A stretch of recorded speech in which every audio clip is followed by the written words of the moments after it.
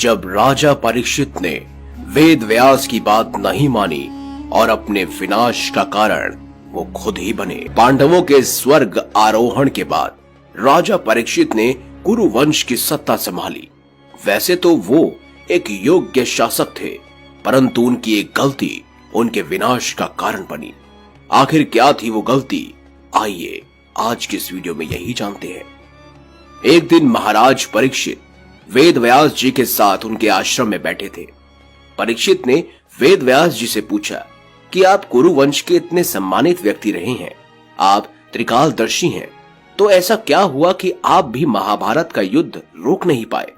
क्या आपने पांडवों और कौरवों को युद्ध ना करने के लिए समझाया था या नहीं?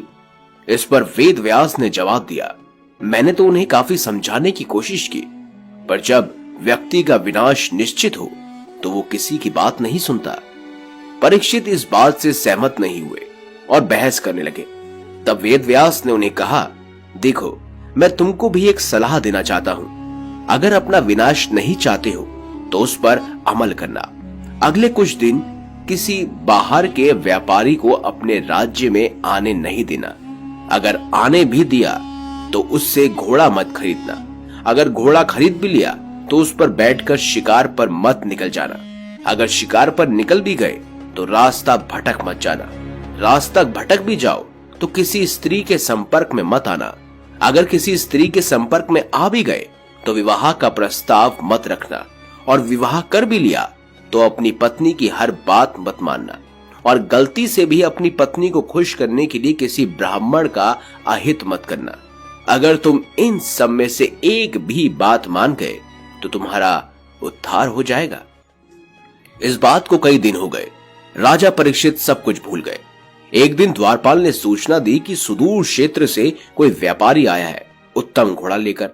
राजा ने सोचा कि घोड़ा देखने में क्या हास है, खरीदना तो है ही नहीं।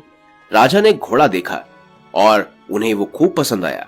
राजा ने सोचा कि घोड़े की प्रकृति का पता तो तभी चलेगा जब इस पर सवारी की जाए। ऐसे में उन्होंने शिकार पर जाने का निर्णय लिया। शिकार करते करते राजा परीक्षित रास्ता भटक गए और रास्ता खोजते हुए एक स्त्री से जा टकराए। स्त्री को देखते ही राजा उन पर मोहित हो गए और उनके सामने विवाह का प्रस्ताव रख दिया। स्त्री ने प्रस्ताव को स्वीकार किया और ये शर्त रखी कि उनकी कही हुई कोई भी बात को वो नहीं टालेंगे।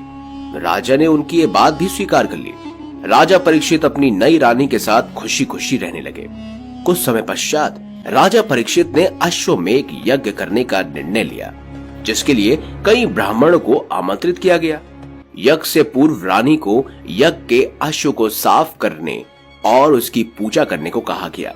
रानी अश्व को देखकर सुचाने लगी, जिसको देखकर एक ब्राह्मण की हंसी छूट गई। रानी ने इसे अपना अनादर समझा और राजा ने ब्राह्मण को दंडित करने को कहा। राजा परीक्षित ने रानी को काफी समझाने का प्रयास किया, पर रानी नहीं मानी। उन्होंने राजा को उनका वचन याद दिलाया कि वो रानी की हर बात मानेंगे, कोई भी बात नहीं टालेंगे। मजबूरी में राजा को ब्राह्मण को दंडित करना पड़ा, जिससे सारे ब्राह्मण नाराज हो गए। उन्होंने राजा परीक्षित को श्राप दे दिया और उनका यज्ञ विफल हो गया।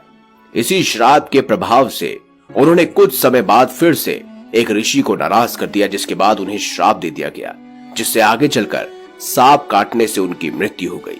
इस तरह वेद व्यास जी की बात ना मानने से परीक्षित ने खुद अपना विनाश अपने हाथों से लिखा।